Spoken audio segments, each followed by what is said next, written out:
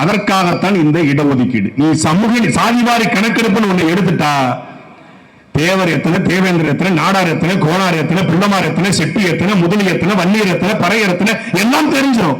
தெரிந்துவிட்டால் என்ன தெரிஞ்சிடும்? ஏன் ஆளு எதற்காக இத்தனை எம்எல்ஏ இல்லைன்னு நம்ம கேட்போம். ஏன் அமைச்சர் இல்லைன்னு கேட்போம்.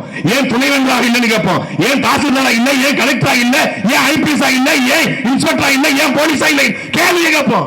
சட்டையை பிடிச்சு கேட்போம். கேட்க கூடாது. தமிழ்நாட்டுடைய அமைச்சர்மார்கள் பிஏ யாரும் தெரியுமா? President secretary. ஒரு தேவேந்திர காட்டு பார்ப்போம், ஒரு நாடார காட்டுங்க, ஒரு மரவரை காட்டுங்க, ஒரு வன்னியரை காட்டுங்க. முழுக்க முழுக்க இசை வேளாளர் சமூகம் மட்டும்தான் தமிழ்நாடு அமைச்சருடைய பிரசிடன்ட் செக்ரட்டரி. இது எங்க பிரசிடன்ட் செக்ரட்டரி கிட்டே இடஒதுக்கீடு இல்லையே.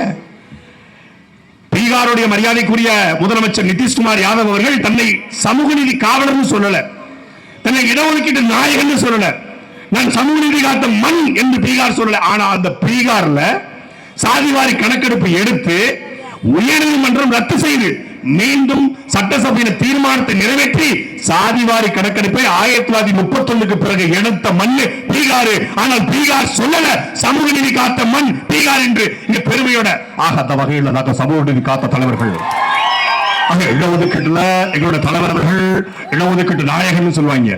ஆனா அருந்ததிய மக்களுக்கு, பறையர்களுக்கு, தாழ்த்தப்பட்ட ஒடுக்கப்பட்ட வார்த்தையை போடுறது. யாரா தாழ்த்தப்பட்டவன்? யாரா தாழ்த்தப்பட்டவன்? தாழ்த்தப்பட்டவன் அவன் தாழ்ந்தவன், தாழ்த்தியவன் எவன்? அதான் கேள்விங்க. இந்த கேள்வி இந்த நிலத்துல எழுப்பிய ஒரே தலைவன் எங்களுடைய செல்வன் சீமான் மட்டும்தான். அவன் பிற்படுத்தப்பட்டவன். அவன் பிற்பட்டவன் கிடையாது, பிற்படுத்திருக்கிறான். இவன ஒருத்தன் ஒதுக்கி இருக்கான். அவன் யாரு? அவன் தான் இடபிள்யூஎஸ், எக்கனாமிக்கல் வீக்கர் செக்ஷன் உட்கார்ந்திருக்கான். அவன் தான் நம்மள புறம் பிற்படுத்திட்டு, நம்மள புறம் ஓடிக்கிட்டு, நம்மள புறம் தாக்கிட்டு அவர் சொகசா 10 வாங்கி போயிட்டாரு.